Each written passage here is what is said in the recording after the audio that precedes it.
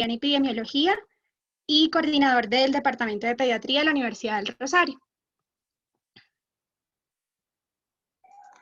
Buenas noches, sí, fui el coordinador hasta que hubo el cargo, hasta así como año y medio, pero ahora soy su profesor con mucho fervor y ojalá esté con la mayoría allá en el Roosevelt para poderles enseñar lo poco que sé, pero a la orden, aquí con ustedes estaré.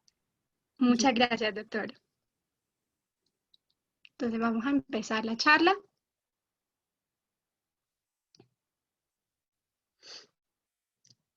Esta fue la bibliografía que revisamos. Nos basamos principalmente en el Tratado de Pediatría de Nelson y algunos artículos de revisión.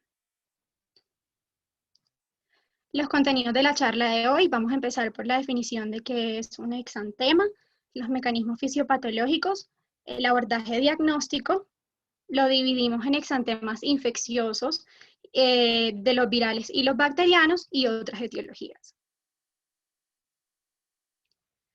Entonces, empecemos por definir qué es un exantema. Se define como una erupción cutánea de aparición súbita y transitoria de una morfología, extensión y distribución variables. Eso quiere decir de que en estas lesiones cutáneas que podemos encontrar en la piel, podemos encontrar desde pápulas, máculas, pústulas, diferentes morfologías al mismo tiempo o de unas solas características y que pueden tener una extensión variable también. Se presentan más frecuente en la edad pediátrica, generalmente son de origen infeccioso y sobre todo son de una etiología viral. Dentro de unas cosas importantes a recalcar dentro de las generalidades es que el sarampión y la rubiola, que son una de las enfermedades exantemáticas que eran muy frecuentes anteriormente, han disminuido bastante su incidencia con la aparición de la vacunación a lo largo del tiempo. En cuanto a los mecanismos patogénicos, este puede darse por diseminación hematógena, por acción de toxinas o por mecanismos inmunológicos. En cuanto a la diseminación hematógena, hace referencia a de que hay un periodo de viremia que lo que va a favorecer es la posterior siembra de estos microorganismos en la epidermis, en la dermis o en el endotelio vascular, que es lo que nos va a llevar a la aparición de estas lesiones cutáneas. En cuanto al abordaje diagnóstico, no suele requerir exámenes complementarios usualmente, pero es importante hacer una anamnesis completa y orientada para poder hacer un diagnóstico acertado y poder iniciar manejo oportuno en algunos casos. Importante sobre todo hacer un examen físico completo, donde describamos la morfología de las lesiones individuales, su patrón de distribución, los síntomas prodrómicos y concurrentes, las exposiciones conocidas, el enantema asociado, si lo tiene, la epidemiología local hay que tenerla en cuenta y algunos hallazgos adicionales que nos pueden orientar al diagnóstico. Listo, entonces en cuanto a la evaluación diagnóstica, lo primero que tenemos que ver es qué tipo de lesión estamos evidenciando. Entonces, si es una mácula, una pápula, si es un eritema, abones, vesículas, pústulas, ampollas, petequias o equimosis. Luego vamos a ver el color, qué distribución está teniendo, si está comprometiendo pliegues, palmas, plantas, si es asimétrico, localizado o generalizado. Luego vamos a ver qué patrón morfológico tiene y esto nos va a ayudar mucho a ver qué patología está asociada. Digamos, si es escarlatiniforme, pues una fiebre escarlatina, reticular, un eritema infeccioso o urticarial, una urticaria. Como decía Nati muy bien, en los antecedentes se va a hablar la edad, vacunaciones previas, si ha tenido enfermedades exantemáticas previas y otras cosas que vamos a ver más adelante. En los síntomas y signos acompañantes vamos a ver si tiene periodo prodrómico, fiebre, síntomas respiratorios o síntomas digestivos, prurito, afectación ocular o de mucosas, síntomas de faringoamigdalitis, adenopatías o hepatosplenomegalia, edemas, signos meningios o si tiene algún signo patognomónico que nos pueda confirmar mucho más fácil la patología que tenemos. En cuanto a las manifestaciones clínicas, vamos a iniciar con el periodo prodrómico y esto nos va a guiar mucho a qué patología estamos evidenciando y su asociación. Si tenemos un paciente que es asintomático, primero vamos a pensar en rubiola o eritema infeccioso, y si vemos que tiene síntomas de vías respiratorias altas, síntomas gripales o síntomas digestivos, vamos a pensar en sarampión, exantema infeccioso o enfermedad de Kawasaki. En cuanto a los tipos de exantema, el más frecuente va a ser el maculopapuloso morbiliforme. En cuanto a este, vamos a ver que son máculas planas eritematosas, diámetro menor a 1 centímetro y cambios en el color o textura de la piel. Y las pápulas son lesiones sólidas, sobrelevadas y circunscritas con un diámetro también menor a 1 centímetro. En cuanto al eritrodérmico, que es el que vemos en la zona de acá, se está asociado más que todo a escarlatiniforme y es enrojecimiento inflamatorio extenso de la piel. En el reticular festoneado, lo que vamos a ver es una forma de encaje que nos va a guiar al que les decía muy bien del eritema infeccioso, el urticarial abonoso, que más que todo son lesiones eritematosas, abonosas, en la que en la parte superior son planas, acompañados de edema, y en ocasiones se unen formando lesiones anulares o serpiginosas. Las vesículo-ampollosas, que son lesiones elevadas con contenido seroso y de diámetro variable. Si es mayor a 5 milímetros, vamos a pensar en vesículas, y si son mayores a 5 milímetros, en ampollas. Y el purpúrico petequial son pequeñas lesiones puntiformes de color rojo que están asociados a extravasación sanguínea, no van a desaparecer con la digitopresión y van a estar muy asociados a púrpura cuando son mayores a 3 milímetros. Ya cuando tenemos una morfología definitiva, vamos a asociarlo a una etiología del exantema. Entonces, en el caso de que sea maculopapulosa o maculopapular, vamos a pensar en infecciones virales, bacterianas, paravirales o gérmenes atípicos. Y otras etiologías diversas como etiologías alérgicas por medicamentos, alimentos o enfermedades sistémicas como en la enfermedad de Kawasaki. En el vesículo ampolloso vamos a ver infecciones, principalmente varicela zoster, y etiología diversa, el síndrome de Stevens-Johnson. Y en el purpúrico petequial, principalmente en cuanto a las infecciones, podemos ver meningococcemia, enterovirus, y también podemos asociarlo en otras etiologías a vasculitis o hemopatías. Aquí en esta tabla, de una vez queremos mencionarles que las 6 patologías en cuanto a exantemáticas que vamos a ver más frecuentemente son el sarampión, la rubiola, el eritema infeccioso, el eritema súbito, la escarlatina y varicela zoster. Entonces, como habíamos mencionado anteriormente, vamos a hacer una anamnesis orientada.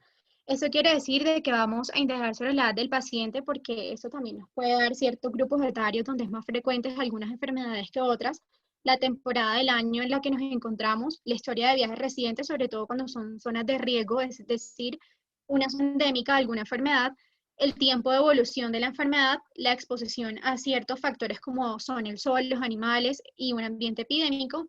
El esquema de vacunación debemos revisarlo porque digamos que esto puede cambiarnos también un poco la presentación clínica de la enfermedad y en algunos casos puede orientarnos a otras etiologías. Los antecedentes farmacológicos del paciente, ya que vamos a ver más adelante de que algunos exantemas pueden estar asociados a medicamentos, y los antecedentes patológicos, alérgicos y enfermedades exantemáticas previas. Entonces, al hacer un abordaje clínico por edad, vamos a tener de que por ejemplo, en los menores de 3 años va a ser más frecuente la presentación de enfermedades como son el sarampión, la rubiola, infección por Epstein-Barr, enterovirus, rociola. Y en los menores de 5 años vamos a ver que va a ser más frecuente la enfermedad de Kawasaki, el síndrome de piel escaldada, la enfermedad boca-mano-pie, el síndrome de Janotti-Crosty y el molusco contagioso. Y en los menores de 10 años va a ser más frecuente la varicela, la rubiola, el eritema infeccioso, la fiebre escarlatina, la púrpura de Henoch-Schönlein, el síndrome papuloso purpúrico en guantes y calcetines. En cuanto al tiempo de evolución, hay una mnemotecnia que dice very sick patients must take double tablets, que nos puede ayudar de pronto a orientar desde el inicio del exantema respecto a la aparición de la fiebre. Entonces, por ejemplo, en el caso de la varicela, la fiebre puede el exantema aparece en el primer día de la fiebre, en la fiebre escarlatina usualmente al segundo día de la fiebre, en la viruela al tercer día de la fiebre, en el sarampión al cuarto día de la fiebre, y así pues tenemos diferentes presentaciones, como vamos a ver más adelante, enfermedad exantemática cada una. Algo muy importante también es siempre ver si ha estado expuesto a algún agente exógeno. Aquí lo más importante y lo que más hemos evidenciado es la enfermedad de Lyme, que está asociado como patógeno a la borrelia. Esto es causado por la picadura de garrapatas y vamos a ver 7 a 14 días después de esta picadura un eritema migratorio anular que es patognomónico, y posterior a esto vamos a ver una lesión uniformemente eritematosa o en forma de diana, como vemos acá, que tiene preferencia por las regiones axilar, umbilical y en los muslos. Sin tratamiento, esta lesión puede progresar hasta 15 centímetros y una duración de 1 a 2 semanas. Podemos ver síntomas adicionales como cefalea, fiebre, malestar general, mialgias y artritis que se asocia más que todo semanas o meses mucho más tarde y se asocia a la enfermedad de Lyme tardía. En cuanto a la historia de viajes, siempre nos han hablado de las enfermedades tropicales, que son zonas húmedas y calientes menores a 2000 metros principalmente. Sin embargo, hay otras que tenemos que tener muy en cuenta, como la fiebre manchada de las montañas rocosas que se dan en Tobia, Villeta, Ciénaga de Oro, Los Córdobas y en Antioquia. Esto se va a caracterizar porque inicia como un exantema maculopapular en extremidades que se generaliza y compromete palmas y plantas. En el 30-60% de los casos va a progresar a una lesión purpúrica y en los exantemas graves puede generar equimosis o necrosis. Esto se va a dar también, asimismo, por la picadura de la garrapata y su patógeno va a ser la rickettsia, caracterizado por una tríada que es la fiebre, la cefalea y exantema. Siempre tenemos que averiguar si ha tenido exposición a algún medicamento. Sin embargo, esto es muy difícil hacer el diagnóstico diferencial, especialmente si ha recibido antibióticos en el periodo febril. Los más relacionados son las penicilinas, las cefalosporinas, el trimetoprim-sulfametoxazol, alopurinol, fenitoína y dapsona. Estos tres últimos se han relacionado mucho con eosinofilia, por lo cual se asocian más a manifestaciones mucho más raras y menos frecuentes como el eritema multiforme, el síndrome de Steven-Johnson y el síndrome de Lee.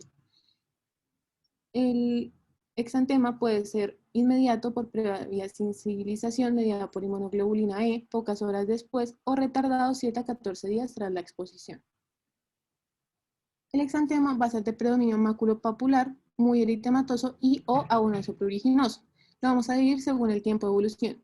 Menor de 7 días va a comprometer tronco, palmas y plantas principalmente, y a los 7 días a 14 días se va a generalizar teniendo una coloración marrón rojiza, generando descamación que no va a dejar cicatriz. Todo el tiempo esto va a ser simétrico y puede estar relacionado con eosinofilia que se va a generar con cuadros mucho más graves y lo que les mencionaba anteriormente de las manifestaciones mucho menos frecuentes. El tratamiento va a ser de soporte y algunos de estos pacientes reaccionan muy bien a los antihistamínicos. Ahora vamos a iniciar con los exantemas virales. Vamos a ver el sarampión, la rubiola, la varicela, el eritema infeccioso, rociola, enfermedad mano o boca-pie. En primer lugar tenemos el sarampión, cuyo patógeno es el paramyxovirus, que es un virus RNA del género Morbillivirus. Es más prevalente en escolares que no están inmunizados. Su transmisión va a ser por vía aérea, por gotas, que puede ser por inoculación directa o por diseminación hematógena. Va a ser contagioso desde 4 días antes hasta 5 días después del inicio del exantema, con una incubación de 8 a 12 días que va a generar una inmunidad permanente. Todo este cuadro va a tener una duración de 2 semanas y vamos a tener un periodo prodrómico que se va a dar después de este periodo de incubación con una duración de 2 a 5 días. Va a estar caracterizado por una fiebre alta bifásica mayor a 39 grados. Una fiebre alta bifásica es que está presente antes de la aparición del exantema y luego desaparece. Y cuando aparece el exantema, vuelve a aparecer esta fiebre alta de mayor de 39 grados. Adicionalmente, vamos a tener un cuadro catarral intenso con rinorrea, conjuntivitis, coriza y tos seca, que la tos seca sí puede perdurar incluso hasta 4 semanas después. En los casos severos, vamos a poder ver las líneas de Stimson, que son las que vemos acá, que son una conjuntivitis con unas manchas hemorrágicas en el párpado inferior.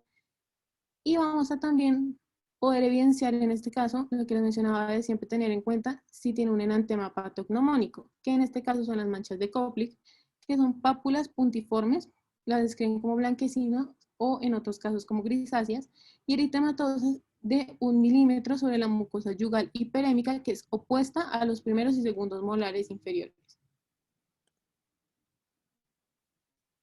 Como tal, vamos a ver que el sarampión va a iniciar en los pabellones auriculares, en la cara, en el cuello y como tal en la región del cuero cabelludo. Va a ser maculopapular con pápulas eritematosos, color rojo vinoso, confluente en algunas zonas y va a tener fina descamación furfurácea en el 6º día de la enfermedad. Todo esto va a ser una progresión cefalocaudal. El primer día vamos a ver este compromiso en cara y cuello. En el segundo día vamos a ver que ya compromete el tronco y las extremidades superiores. Y al tercer día vamos a ver que ya compromete el abdomen y las extremidades inferiores. En estos casos tenemos que dar profilaxis con la vacuna en contactos domésticos con enfermedad crónica e inmunodeprimidos antes de las 72 horas del contacto o inmunoglobulina en los primeros 6 días.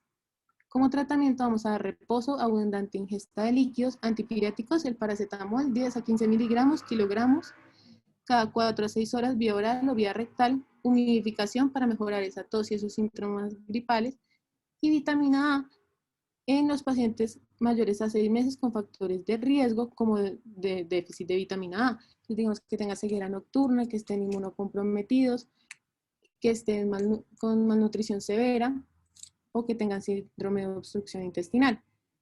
De 6 meses a 1 año vamos a dar dosis única de 100.000 unidades internacionales, mayor a 1 año dosis única de 200.000 unidades internacionales, y si tenemos evidencia oftalmológica de déficit de vitamina A, vamos a repetir la dosis 24 horas a 4 semanas después.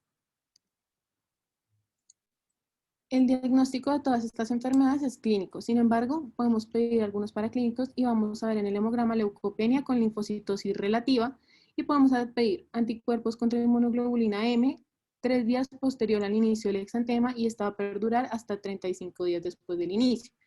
Y también anticuerpos contra inmunoglobulina G después de 7 días del inicio del exantema con un pico a los 14 días. Vamos a tener dos variantes clínicas muy importantes, que es el sarampión modificado y el sarampión atípico. El sarampión modificado va a ser que está atenuado en pacientes con anticuerpos protectores previos, pero incompletos. Esto se puede dar por el paso de anticuerpos maternos hasta los 9 meses, que haya vacunación, pero los anticuerpos quedaron incompletos, o que tenga sarampión previo. El periodo de incubación va a ser de 17 a 21 días, el prodromo va a ser mucho más leve, con una duración menor, y en muchos casos no vamos a ver las manchas de Koplik. En el sarampión atípico va a ser vacunados expuestos al virus salvaje, con fiebre alta, cefalea, de 7 a 14 días después de la exposición, tos, dolor torácico, en algunos casos neumonía y mialgias, y el exantema se va a dar 2 a 3 días más tarde, y en este caso este no va a ser contagioso, que es algo muy importante. Las complicaciones que vamos a evidenciar son otitis media, laringotraqueobronquitis, neumonía, miocarditis, pericarditis, encefalomielitis postinfecciosa, que se va a dar en 1 de cada 1000 casos, y la panencefalitis esclerosante subaguda. La diferencia de estas es que la encefalomielitis va a ser 2 a 6 días después, y la panencefalitis va a ser 5 a 7 años después y va a ser mucho más rara, es 1 de cada 100.000 casos. La segunda va a tener un déficit cognitivo e intelectual mucho más severo, incluso puede causar la muerte. En cambio, la encefalomielitis es más que todo fiebre, convulsiones y demás. La neumonía de células gigantes, que tiene una mortalidad mucho más alta del 70%, que están inmunocomprometidos, y la hipovitaminosis A, que está relacionada con sequera. Bueno, ahora vamos a hablar sobre la rubiola. Es una enfermedad generalmente leve de exotología, es un virus de ARN de la familia Tubaviridae del género Rubivirus, que es un virus termosensible a la luz ultravioleta y a los valores extremos de pH. Usualmente se presenta en lactantes y niños, y en los adultos suele tener una presentación más grave y asociada a mayor complicaciones. El humano es el único huésped asociado conocido. Generalmente confiere una inmunidad duradera y el contagio se da por contacto directo, usualmente de 5 días antes a 6 días después de la aparición del exantema. Se puede contagiar ya sea por inhalación de aerosoles o vía transplacentaria. Cuando ocurre la infección por rubiola, vamos a ver que va a haber primero una replicación en el epitelio respiratorio que posteriormente va a llevar a una diseminación linfática regional.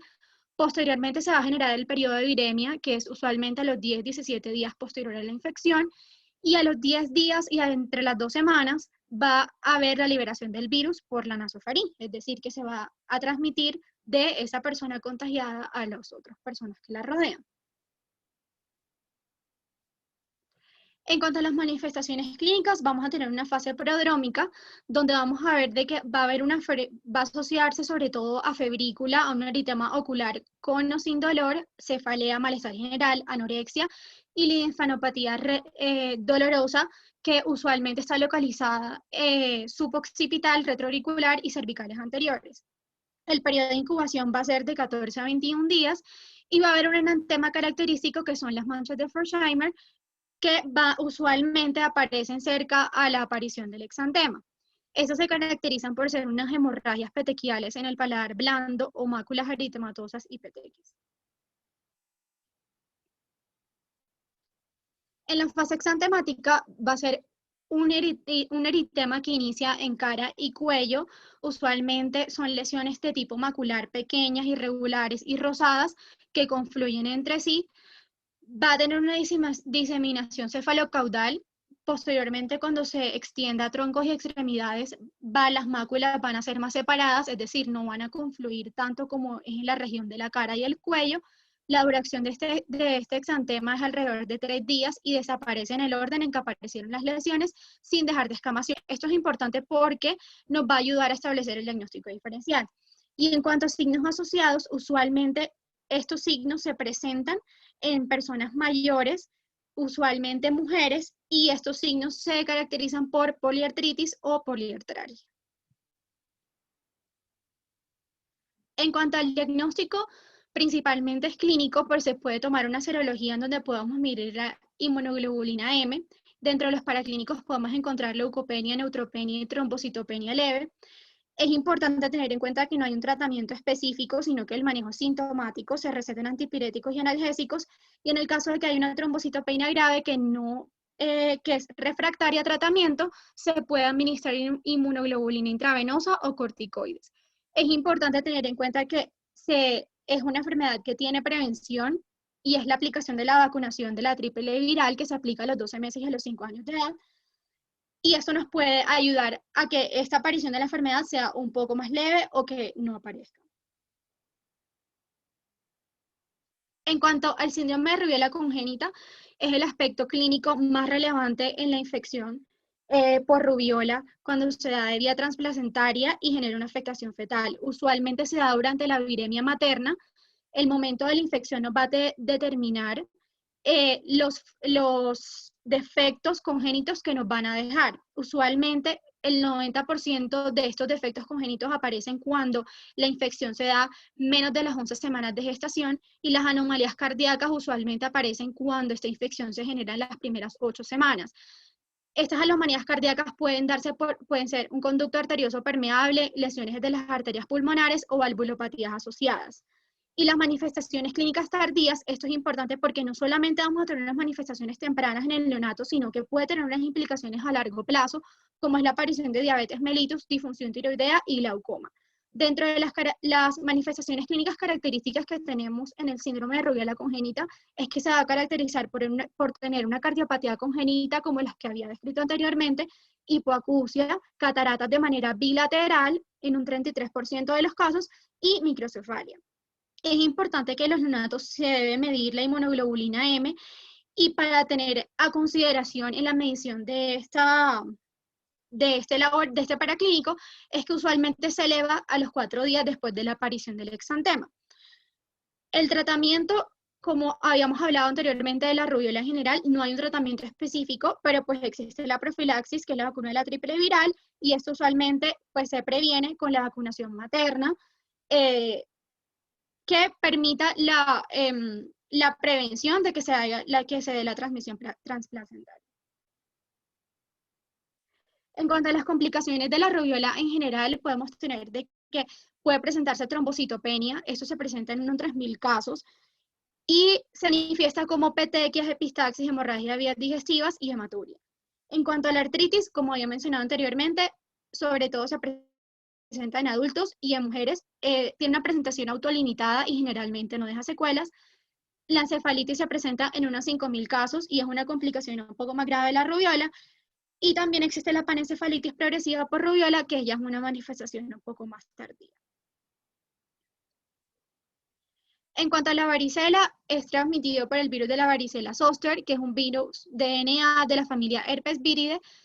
Es la manifestación de la primoinfección por este virus. Esto lo que nos va a dejar usualmente es una infección latente de por vida en las neuronas de los ganglios sensitivos. Usualmente en la infancia se tiene una manifestación leve, pero puede generar una morbimortalidad considerable en lactantes e inmunocomprometidos. La transmisión se da por secreciones respiratorias o por contacto directo con lesiones cutáneas.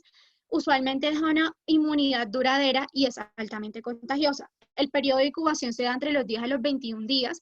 Tiene una fase prodrómica que usualmente dura de 24 a 48 horas. que se caracteriza por fiebre o febrícula. Es una fiebre leve que va de los 37.8 a los 38.9 grados centígrados y persiste durante los primeros 2 a 4 días después del exantema. Puede asociarse también a malestar general, cefalea, anorexia y en algunos casos a dolor abdominal leve. En cuanto a las manifestaciones clínicas en el periodo exantemático, vamos a ver de que el inicio usualmente va a ser en cuero cabelludo, cara y tronco, que posteriormente se va a extender a extremidades. Es característico en estas lesiones que van a encontrarse en varias fases de evolución. El exantema, cuando lo vas a evaluar, son muy pruriginosas y tienen una distribución centímetra. Inicia como máculas eritematosas muy pruriginosas que posteriormente evolucionan a pápulas, luego se convierten en vesículas con un contenido de líquido claro y posteriormente tienen un enturbamiento y umbilicación que se da generalmente a las 24 o 48 horas de la aparición del exantema. Tiene una duración de aproximadamente 10 días y las costras usualmente se desprenden de 5 días después de la cicatrización. Y esa cicatrización va a dejar una lesión hipopigmentada. En cuanto a los signos asociados, pueden aparecer lesiones ulcerativas en la boca y en la vagina y también puede haber presencia de adenopatías retroauriculares y suboccipitales. En cuanto a las complicaciones, se dan más frecuentemente en inmunocomprometidos, pero en individuos sanos también podemos tener complicaciones como la hepatitis por varicela asintomática, que es frecuente, una trombocitopenia leve que se presenta en el 1 al 2% de los casos y se manifiesta como petequias. Algunas complicaciones poco comunes, pero que son muy graves en individuos sanos sobre todo, es la aparición de púrpura, de vesículas hemorrágicas, de hematuria y hemorragia de vías digestivas altas. Estas lesiones cutáneas también se pueden sobreinfectar por infecciones bacterianas y los gérmenes más frecuentes son el Streptococcus del grupo A y el Staphylococcus aureus. Y entre otras complicaciones que podemos tener que son un poco menos frecuentes o que se dan más frecuentes en inmunocomprometidos son la ataxia cerebelosa, la encefalitis, la neumonía, la nefritis, el síndrome nefrótico, el síndrome hemolítico urémico, la artritis, la miocarditis, pericarditis, la pancreatitis, la orquitis y la necrosis aguda de la retina. En cuanto al diagnóstico, así como la mayoría de las enfermedades exantemáticas, el diagnóstico es clínico. Los paraclínicos usualmente no son necesarios, pero cuando lo solicitamos podemos evidenciar leucopenia en las primeras 72 horas. Si hacemos un frotis de la vesícula, que es el test de Zank, podemos evidenciar células gigantes multinucleadas. Usualmente en niños vacunados es importante tener en cuenta de que va a ser una presentación leve y atípica, que va a haber menos febrícula y que va a haber menor cantidad de lesiones y que este exantema va a ser más que todo de tipo maculopapular.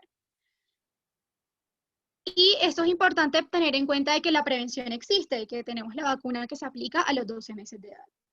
En cuanto al tratamiento, no hay un tratamiento específico, pero en algunos casos podemos recetar antivirales. Usualmente se receta compresas húmedas para disminuir un poco las lesiones pruriginosas. Los antihistamínicos vía oral, cuando se recetan, se puede recetar hidroxicicina en jarabe de 100 miligramos en 5 mililitros. En los mayores de 6 años se prescribe de 12.5 a 25 miligramos cada 6 horas. Y en los menores de 6 años, 1 miligramo kilogramo día dividido en 3 a 4 dosis.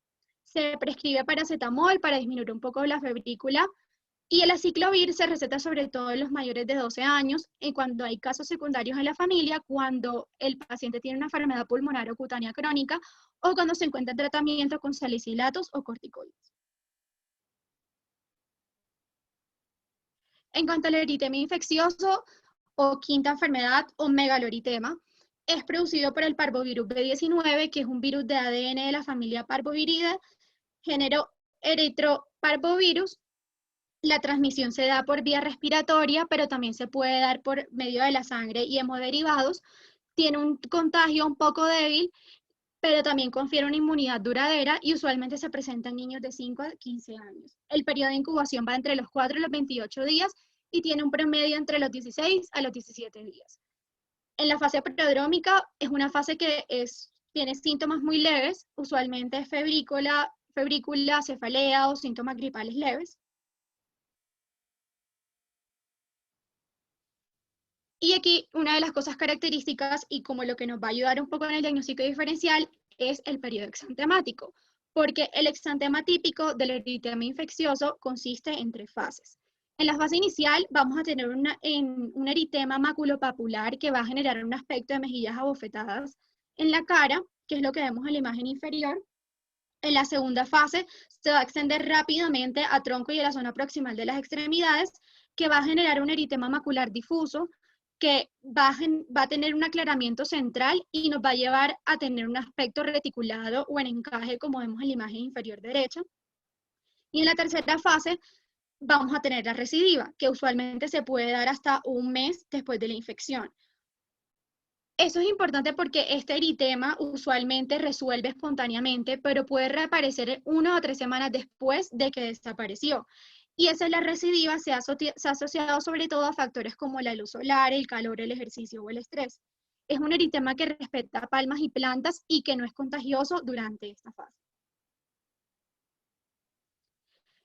El diagnóstico usualmente es clínico. Si se requiere hacer confirmación, se puede hacer serología y PCR para parvovirus B19 y en un inmunocomprometido sí se debe solicitar inmunoglobulina M, que usualmente se eleva 2 a 3 meses posterior. Dentro de las complicaciones que podemos tener, la púrpura trombocitopénica, la meningitis aséptica, el síndrome hemofagocítico en inmunocomprometidos usualmente, y en pacientes que tienen hemólisis crónica pueden presentar también crisis aplásica eritrocitaria transitoria. El tratamiento, no hay un tratamiento específico, es sintomático, pero se sugiere evitar la exposición al sol, al calor y al frío, que son los factores que se ven asociados a las recidivas. Y en inmunocomprometidos se puede aplicar inmunoglobulina para tratamiento de la anemia y la aplasia medular, que se encuentran relacionadas al eritema infeccioso, y se puede prescribir de 100 miligramos kilogramo día por 5 a 10 días o 1 gramo kilo día por 3 días intravenoso.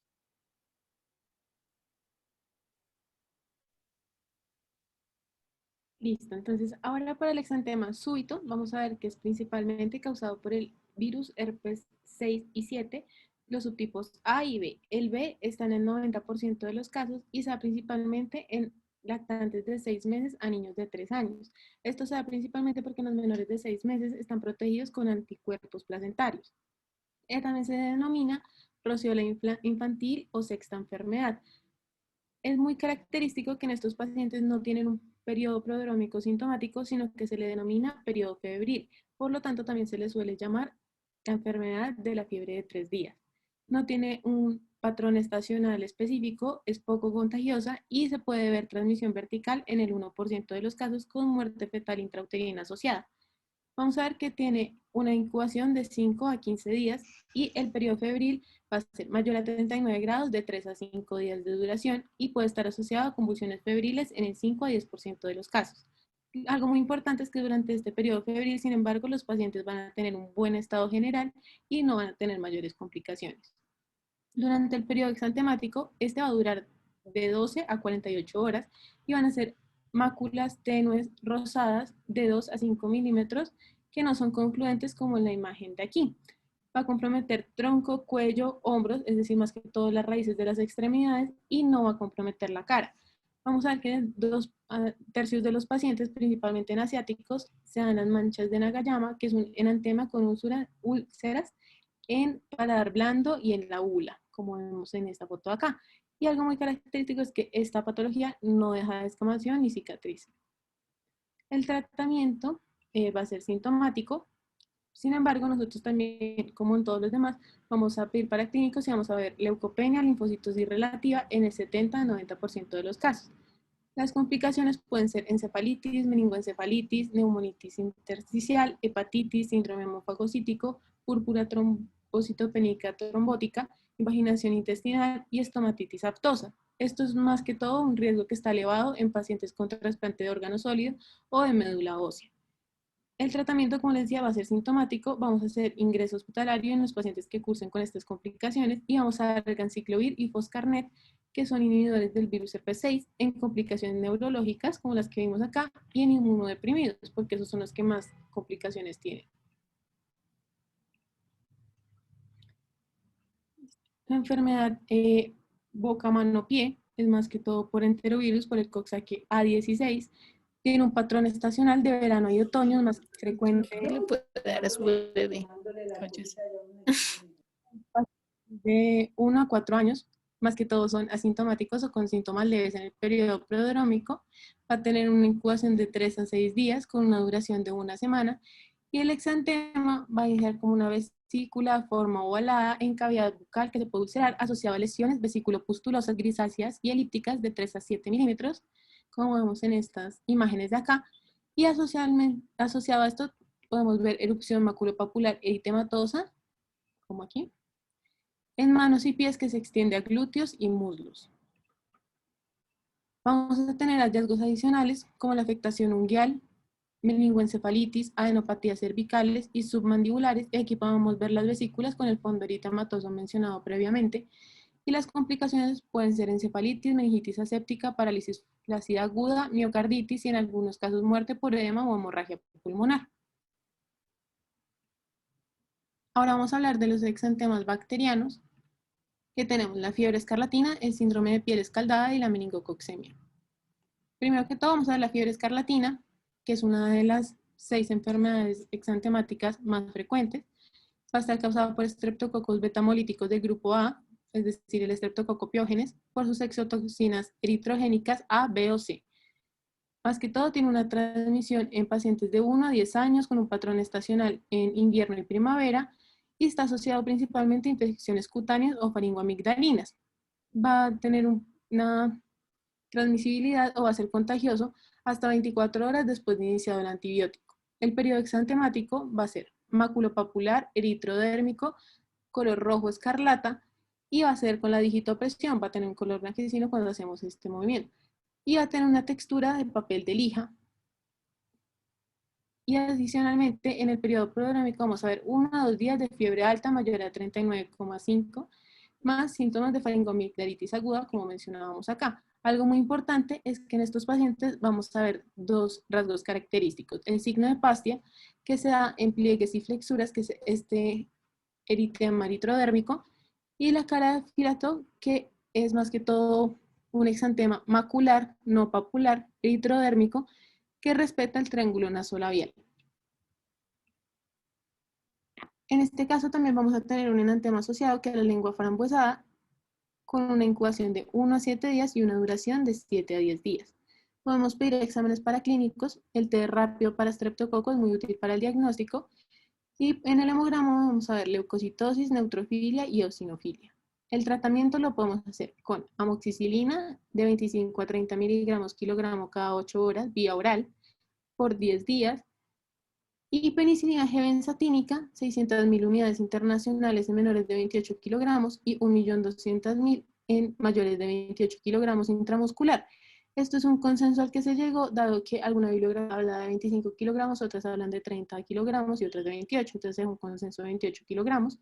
En los pacientes alérgicos a penicilinas podemos dar acitromicina, 10 miligramos kilogramo día vía oral por un día, seguido de 5 miligramos kilogramo día, y claritromicina 7,5 a 10 miligramos kilogramo cada 6 horas. En el síndrome de la piel escaldada va a estar causada por Staphylococcus aureus con su toxina exfoliativa, va a ser más que todo en menores de 5 años. Va a estar caracterizado por síntomas como fiebre, irritabilidad, edema facial y costras periorales que respetan las mucosas.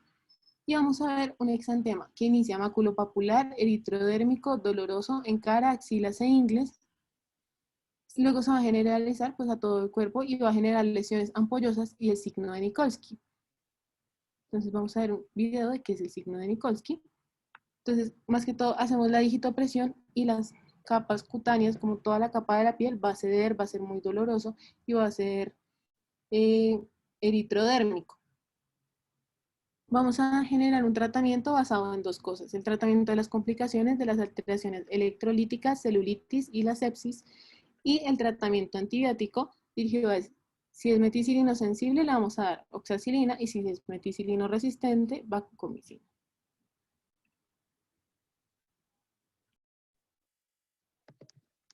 Bueno, el espectro clínico de la enfermedad meningocócica varía ampliamente. Entonces, en su mayor proporción, genera una meningitis meningocócica en el 30-50% de los casos. Puede también producir bacteremia sin septicemia, septicemia meningocócica con o sin meningitis, neumonía, meningococcemia crónica y la bacteremia oculta. También tenemos una variedad donde podemos ver las manifestaciones cutáneas de la meningococcemia en la piel. Usualmente la meningococcemia inicia como una colonización de la nasofaringe, donde encontramos un individuo portador. Posteriormente, la enfermedad puede aparecer 1 a 14 días después del contacto. Puede producir una enfermedad invasiva, pero es poco frecuente y es más común en pacientes no inmunizados. Pues el periodo prodrómico generalmente se caracteriza por un proceso febril faringoamigdalar inespecífico y el agente etiológico es la Neisseria meningitis. En cuanto al periodo exantemático, va a generar un exantema que no blanquea a la presión. Es de tipo maculopapular al inicio, que posteriormente evoluciona a petequias y púrpuras llamativas, como la púrpura fulminante, y esto usualmente es en el caso de que se va asociado a shock séptico. En el shock séptico podemos ver asociado también coagulopatía, trastornos electrolíticos, acidosis, hemorragia suprarrenal, insuficiencia renal y miocárdica y meningitis. Las lesiones usualmente son mayores de 2 milímetros y tienen una rápida progresión.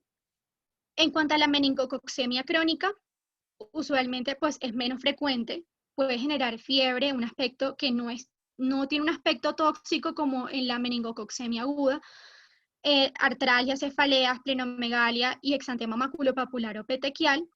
Los síntomas pueden ser intermitentes y la duración media de la enfermedad puede variar entre 6 a 8 semanas. Usualmente tiene hemocultivos positivos, pero suele resolver espontáneamente, pero en los casos en que no sea un tratamiento porque usualmente resuelve espontáneamente, puede esta persona desarrollar meningitis.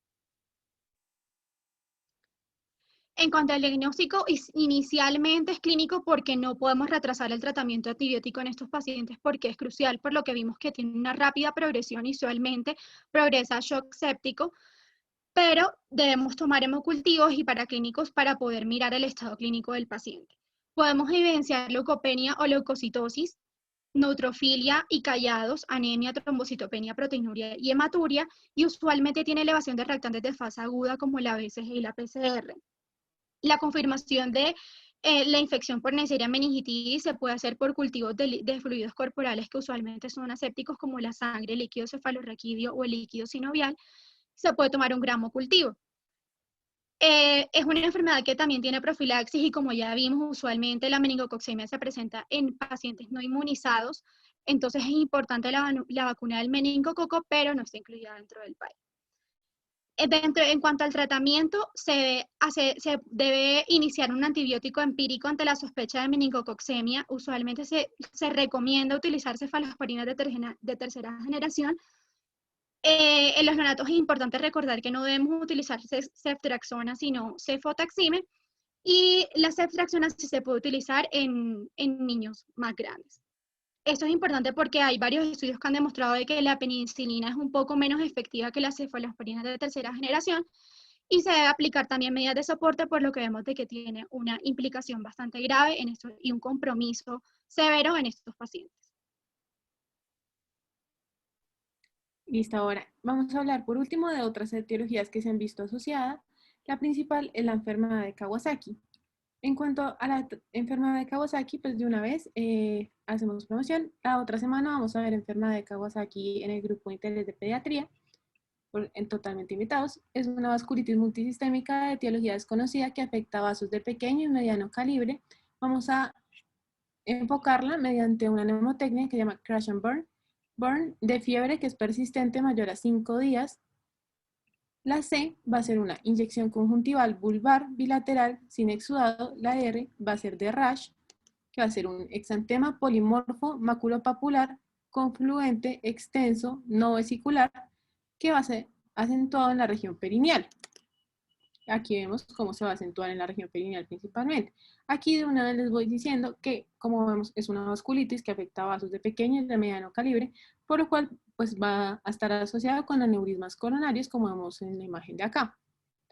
Siguiendo con la mnemotecnia, la de adenopatías, vamos a ver una linfadenopatía cervical unilateral mayor a 1.5 centímetros. La S, entonces vamos a ver eritema de la mucosa oral y faringea, sequedad, grietas, sangrado espontáneo y lengua frambuesada. La S de strawberry, de lengua frambuesada. Y la H de hands, que va a ser edema y eritema en manos y pies más descamación periungual. Esta descamación periungual ya es mucho más tardía en una fase mucho más crónica. Esto se da más que todo por infecciones, fármacos, metales pesados, agentes medioambientales y vemos que hay una predisposición étnica en la población asiática. Va a ser mucho más prevalente en la población de 6 meses a 5 años con un patrón estacional en invierno y en primavera. En cuanto a los paraclínicos, vamos a ver leucocitosis, desviación a la izquierda, aumento en reactantes de fase aguda, alteraciones ecocardiográficas coronarias, trombocitosis desde la segunda semana. Y en cuanto al tratamiento, vamos a dar gamaglobulina intravenosa, 2 gramos, kilogramos, infundida en 8 a 12 horas en los primeros 10 días de la enfermedad, acompañado de ASA, 30 a 50 miligramos, kilogramo día, hasta que el paciente está febril por 72 horas. Luego le vamos a dar una dosis antiagregante de 3 a 5 miligramos, kilogramo día, de 6 a 8 semanas. Y ahí empezamos a hacer el seguimiento mucho más estricto, como veremos más adelante. Para finalizar, les queríamos proponer este algoritmo diagnóstico donde tenemos el exantema y miramos si estas lesiones tienen contenido líquido. Entonces miramos si el contenido del líquido es claro. Entonces podemos decir si es una pústula, si es una vesícula, si es papular, si es rojo, si de escama y dependiendo también del color, podemos orientarnos a el diagnóstico diferencial. Entonces, aquí le queríamos proponer este algoritmo diagnóstico por si le quieren hacer capture para guardarlo. Muchas gracias por prestar atención durante la charla y queríamos hacer un Kahoot muy chiquito para reforzar un poquito el conocimiento de lo que aprendimos durante toda la charla.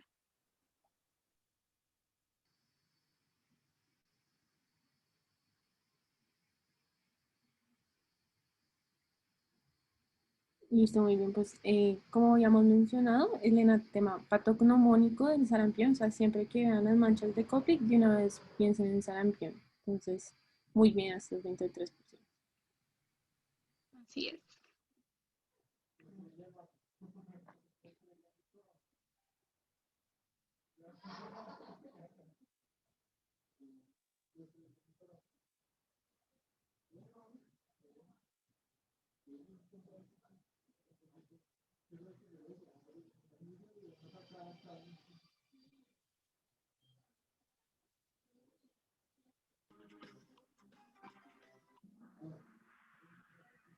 Exacto, entonces recordemos que las manchas de Frozheimer es un enantema de tipo petequial que lo diferencia un poquito de las manchas de Koplik y de las de Nagayama. Entonces digamos que se pueden confundir un poquito con las de Nagayama, pero las de Nagayama pueden tener más que todo de tipo ulcerativas. Listo, muy bien.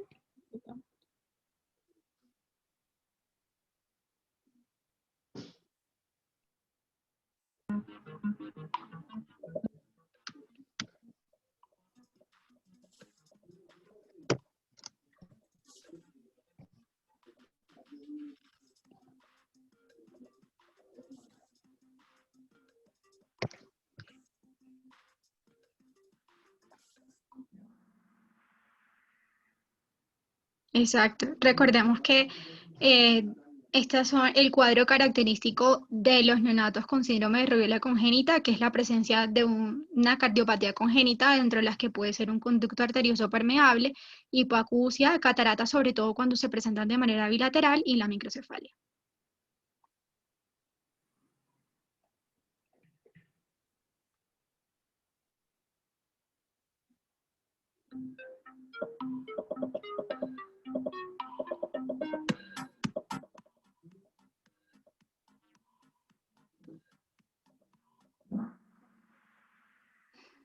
Esta estuvo bastante dividida, pero el eratema infeccioso durante su fase exantemática es menos contagioso, no es contagioso.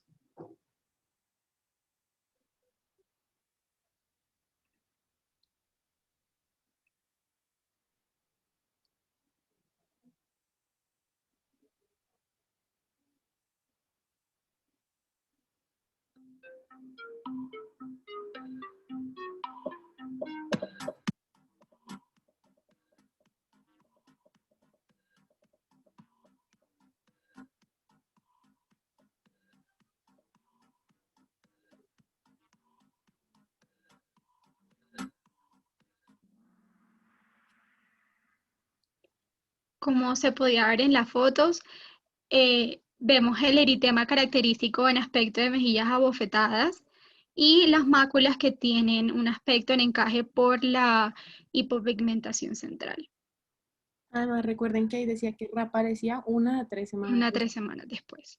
Entonces, eso es algo muy característico de las 3 fases que mencionaba Nati. Exacto.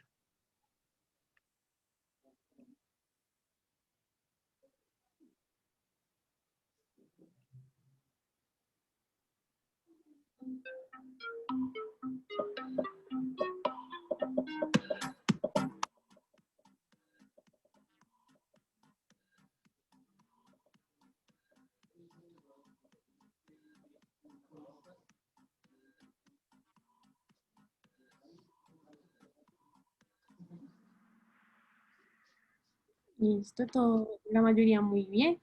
Recuerden que más que todo, siempre la fiebre escarlatina, que es por el estreptococo piógenes, se va a asociar con síntomas de faringoamigdalitis aguda. ¿Sí? Entonces, siempre que Ujú. asociados síntomas de faringoamigdalitis aguda, pensamos en estreptococos de grupo A. Y que además genera esa textura de piel de lija.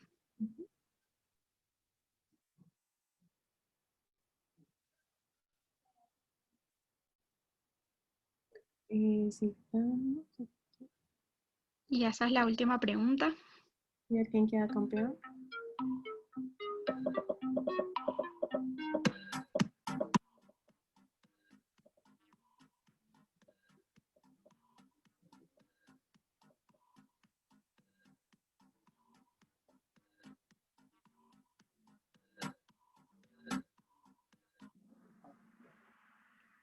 Y Exactamente.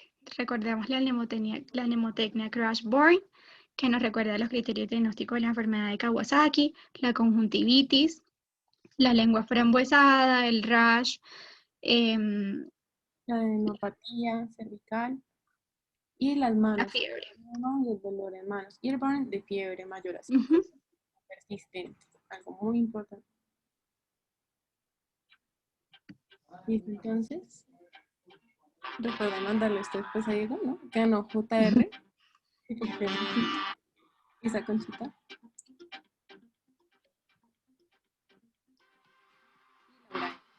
Y felicitaciones a Laura por haber tenido la mayoría de las preguntas buenas. Listo, entonces sería todo por nuestra charla. No sé si el doctor tiene algunos comentarios a nuestra charla y recibimos todas las dudas y preguntas que tengan. Pues les diría algunas cosas, ojalá no me demore mucho. Primero, reconocerles, agradecerles, pues que son las 8 de la noche, ¿no? Y veo 94 personas. Eso realmente me da alegría y les tengo que contar que de un par de años para acá, ya los estudiantes cambiaron bastante. Entonces, por eso los quiero reconocer su especial presencia acompañando a las doctoras también y acompañando todo este proceso educativo que se ha vuelto tan difícil para todos porque el ir al hospital es un riesgo ni siquiera de morbilidad, sino de mortalidad, porque no hay tantos niños hospitalizados hasta hace un par de semanas en Colombia, porque ya aumentó lastimosamente. Entonces, pues nos quedan las diapositivas que las hicieron muy juiciosas de la presentación. Les digo que la vi muy completa, que ojalá queden muchas cosas porque ya más tan tarde uno no es tan brillante, pero igual queda grabada, quedan las imágenes, pero sobre todo la primera reflexión que les quiero yo dejar es que miren muchos niños, o al que le guste cirugía también mire muchos adultos con abdómenes con dolor, en fin. Bueno, como van a ser médicos generales un periodo hasta que ya hagan la ortopedia que tanto les gusta, o la cirugía general, o la especialidad que les gusta, pues es bueno que sepan este tema de la mejor manera. Entonces, la primera gran reflexión que les dejo es que miren muchos niños. Y eso es algo que no se los puedo enseñar, y eso es algo que solo la práctica se las va a dejar. Entonces, siempre que vean por ahí un brotecito, siempre acérquense a su profesor y van a lograr unir la, la teoría de las doctoras con la práctica, y ahí yo creo que va a quedar el verdadero conocimiento. Bueno, entonces, muy completo, muy bien hecha la presentación. No le veo académicamente, no tengo ninguna sugerencia. Lo único es que la aspirina en Kawasaki, si uno muchas veces la puede dejar más de 8 semanas, como ustedes lo tenían, y es de acuerdo al tamaño y o al número de aneurismas que se generen como complicación. Entonces, será lo único. De resto, estoy de acuerdo con todo. Como más o menos 10 años seguidos les di esta charla a ustedes.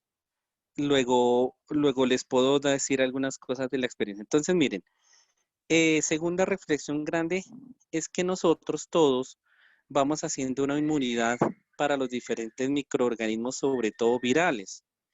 Y es muy cercano que a los 10 años la probabilidad que tengamos exantemas ya muy baja, porque ya o nos vacunamos o nos fueron dando.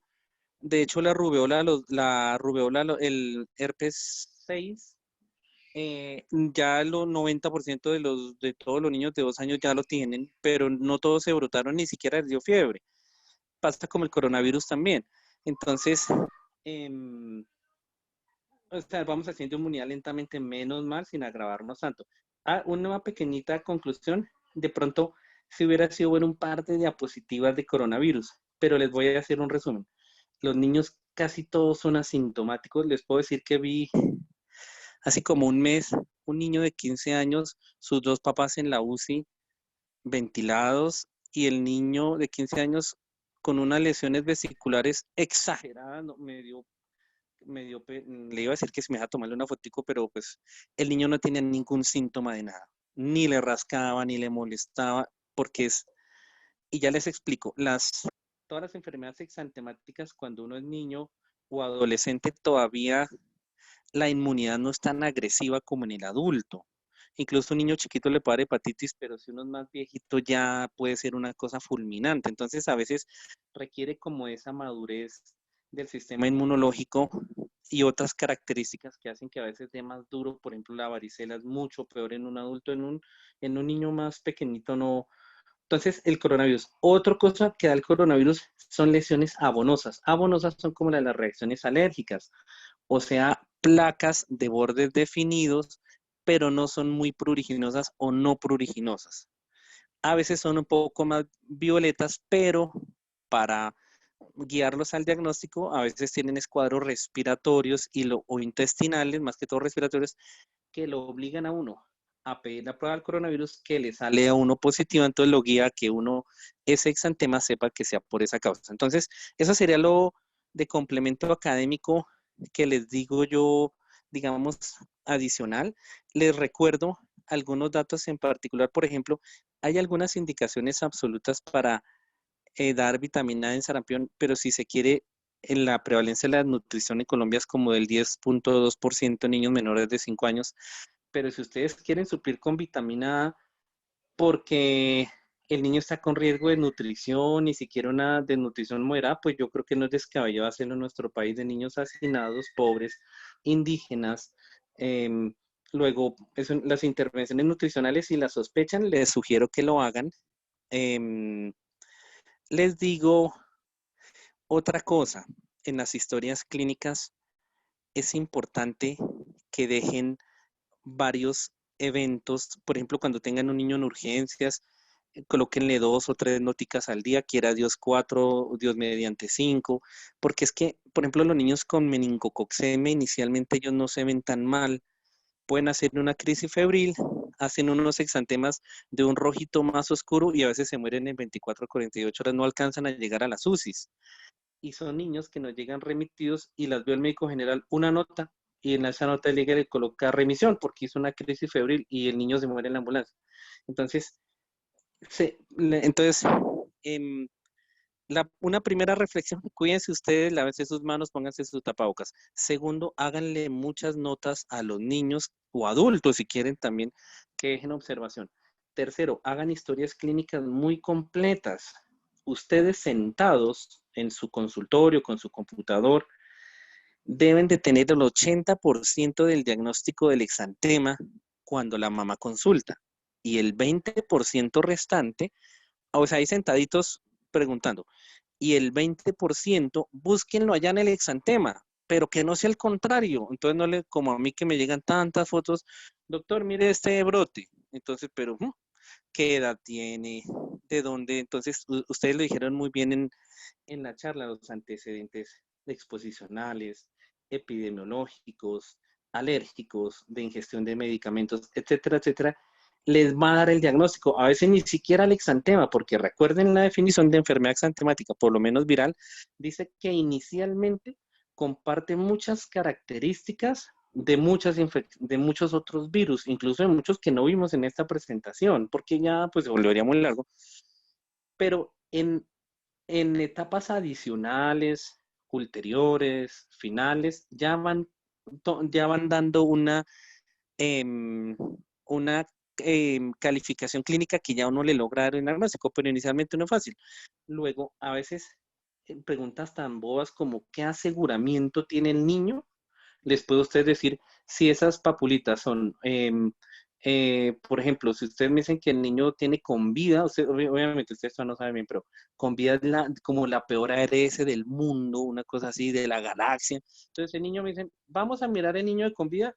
Yo creo que es muy probable que tenga una escabiosis, porque es un niño pobre, de un pueblo lejano, y tiene cicatrices de sus escabiosis que ha tenido previo. Entonces, hasta ese tipo de cosas sociodemográficas son fundamentales, o sea, son determinantes, siempre tienen que tenerlo en cuenta. O sea, la identificación del niño debería ser una página en tamaño carta, mal contado. Esa primera página ya me está diciendo qué es lo que tiene el niño. Si espero buscar el diagnóstico con la resonancia de triple contraste, pues no, eso no ese les va a dar el 1%, el 0.5%, la gamografía ósea, no, el PET scan que no hacen en Colombia, no les va a dar el diagnóstico, sino la historia clínica. Entonces, un nuevo llamado de atención es esas historias clínicas bien completas. Desempolven el libro de semiología. Bueno, la aplicación del libro de semiología, ¿no? Porque ya no se compran casi libros, pero ese ténganla muy a la mano. Entonces, el ambiente en que llega el niño a donde consulta también es fundamental. ¿Qué quiere decir? Es muy diferente el niño ambulatorio del que está por urgencias, del que está hospitalizado, del que está en la UCI pediátrica y neonatal. Entonces, a cada sitio generalmente le corresponden exantemas diferentes. Les voy a poner un ejemplo. Si un niño de 20 días se hace un gran exantema, pero es un niño sano, a término, sin complicaciones, de pronto es un eritema tóxico. El nombre es feo, pero es algo que le va a pasar en unos días, no requiere un tratamiento ni nada en especial. Si es un niño de más de 10 años, ya la cosa me toca matarme la cabeza y analizarlo súper bien. En la UCI pediátrica, si un niño hace 6 días de fiebre y un exantema, aunque sea leve, debo pensar en un síndrome inflamatorio sistémico que lo puede matar, como nos ha pasado en el hospital. Entonces ya es otro ambiente, es el de la UCI pediátrica, la enfermedad de Kawasaki y el síndrome inflamatorio sistémico comparten características clínicas, entonces también eso me ayuda. Si el niño viene ambulatorio, probablemente sean alergias. Si el niño está hospitalizado, probablemente sean enterovirus. Si el niño vino con vómito, vino con diarrea, duró 1 o 2 días hospitalizado y le dio un enterovirus, ¿sí? Una enfermedad mano-pie-boca, guantes y calcetines, podría ser. Entonces también el sitio anatómico clínico donde el niño está también les va a ayudar como tal. Y ya para no aburrirlos tanto, pues les recuerdo que vi ayer en el noticiero, dice que, bueno, no sé si la cifra estuvo sobredimensionada, no sé, pero o lo vi mal, pero dice que vienen nuevamente, como Colombia abrió su tema comercial, vuelven a Colombia 250.000 venezolanos, no sé si eran 25.000 o bueno, no sé, pero son muchísimos. Y recuerden que en Colombia hay 8 millones de desplazados internos, o sea, este es un país socialmente con unas características muy importantes que van a hacer que ustedes les consulten muchísimos niños de Venezuela con ARS, o sea, digamos con Sisbén o con el aseguramiento mínimo que les da Colombia, o con EPS porque lograron o algún trabajo de un salario mínimo. Muchos de estos niños, recuérdenlo bien, pueden tener carnet de vacunación, incluso diligenciados a niños que nunca le han puesto ninguna vacuna. O sea, más enredado todavía. O sea, vuelvo a historia clínica bien hecha, pero también bien analizada, ¿no es cierto? Porque esta gente pues tan pobrecita y todo este tema tan tenaz. Entonces, ténganlo en cuenta también. Eh, perdón, y acabo con, ahora sí, final, y acabo con los comportamientos bifásicos. Es algo que ustedes lo hablaron para sarampión, creo, pero realmente hasta la gripa a uno le puede, hasta un rinovirus le puede hacer un comportamiento bifásico. ¿Qué es eso? Que uno tose lunes, martes y miércoles, y jueves y viernes mejoró, y el sábado llega y hace un exantema, o el sábado le da diarrea. Entonces, a veces los virus hacen uno los respira, o les entra por la conjuntiva, o se los come, y van a los ganglios regionales en su primera viremia, pero en su segunda viremia pueden hacer todas las complicaciones que creo que se las leyeron al sarampión o a la varicela, o sea, todas las itis del cuerpo humano, cualquier virus se le puede hacer, o sea, muchachos, si no se lavan las manos, si no se pone el tapabocas, cualquier virus de estos los puede matar, no es que los incapaciten ni nada, y acabo con mi última reflexión, y fue mi estudiante que después fue mi interno, entonces él volvió a interno. Entonces yo le dije, muchachos, lávense las manos, pónganse el tapabocas. De hecho, recuerdo, le dije a sus internos, que hubo un estudiante con una enfermedad mano, pie, boca tan horrible que volvió a los 10 días de su incapacidad y las manos eran moradas como ver como uno o sea, una cosa exagerada. Entonces el interno me dijo, ay, sí, doctor, era yo. Y yo le dije, ah, bueno, mire, ya lo documenté. Pues el muchacho no lo podemos dejar examinar niños, sino nos tocó que escribiera con sus moradas manos y también se bajaba las medias. Y los pies era una cosa horrible. De ese sí tengo fotos porque él me dio su permiso, pero pues no las he querido publicar. Pero pues cuento con su autorización, que no me la escribió, pero lo quiero socializar con ustedes. Entonces, en general, muchachos, número 1. Cuídense ustedes. Si quieren ayudarle a la gente, necesitamos médicos sanos. 2, lávense sus manos. 3, pónganse su tapabocas. 4, pónganse sus monogafas. 5, si quiere, pónganse su careta encima de sus monogafas. No pierde nada. Pues lo de la careta, esas están muy baratas. 6, hagan historias clínicas muy diligentes. Yo en mi vida he escuchado nunca que dijeron, ay, si ve el doctor Pinzón, es que hace esas historias más completas. Yo nunca he escuchado eso. Yo he escuchado, si ve, se murió este paciente, es que no le preguntaron antecedentes a muchas historias. Ay, se murió ese paciente, es que al examen físico no le encontraron los signos meningios, etcétera, etcétera, etcétera. Entonces entonces cuídense ustedes, número 1, 2, hagan historias clínicas y exámenes físicos muy completos. Hoy es viernes, el martes les hice un seminario, habían 15 personas y vimos cetoacidosis diabética. Entonces les dije yo, muchachos, ¿y cuántos tienen otoscopio? De los 15 no tiene ninguno. Entonces cuando el niño da fiebre, ¿tiene una otitis o no? Pues nadie lo sabe porque pues nadie compra otoscopio. Entonces, y todos tienen iPhone y tienen el iPad y ¿sí? Y llegan en carro, súper bonito. Entonces, no es que sea socialista, ¿no? Yo soy más bien de ultraderecha, pero les digo, inviertan en su carrera, compren sus cositas. Eso sí, van a vivir de esto. La posibilidad de ganarse los 55.000 millones del baloto acaban de pasar, porque eso fue hace 15 días. Entonces, ustedes no se lo van a ganar. Van a vivir de su carrera. Entonces, compren su otoscopio, tengan sus bajales. No digan que es que, doctor, todos me dicen, venga, y su fonendo. No, a mí me dijeron que aquí me iban a dar. ¿Aquí me iban a dar? ¿Cómo? Traigan sus cositas. Les pido ese favor para que examinen muy completos a sus niños. Los felicito a ustedes, muchachos, 8:25 aguantándose mis historias, que tengo tantas, pero les conté tan poquitas, pero los espero allá en el Instituto Roosevelt, ojalá pueda conocerlos a todos y felicito a las doctoras por su trabajo tan especial y quedo atento a que si tienen alguna pregunta a las doctoras o yo, intentar resolverles. Doctor, muchísimas gracias por sus comentarios y por todas sus recomendaciones.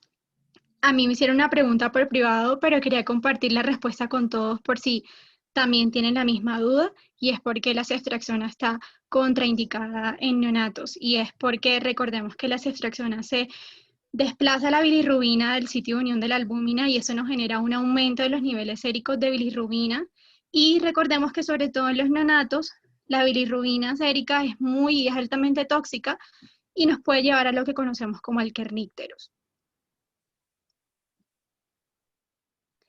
No sé si alguien más tenga alguna duda.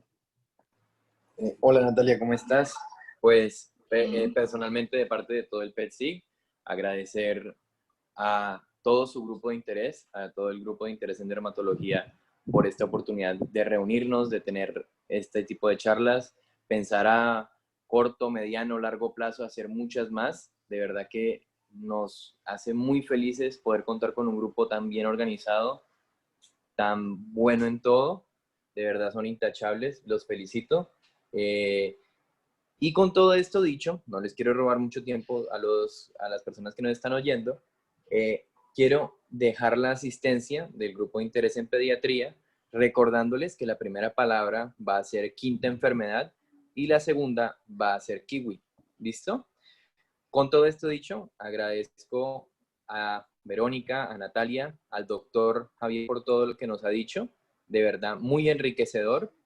Y a todas las personas del DERMIC por darnos estas oportunidades tan buenas.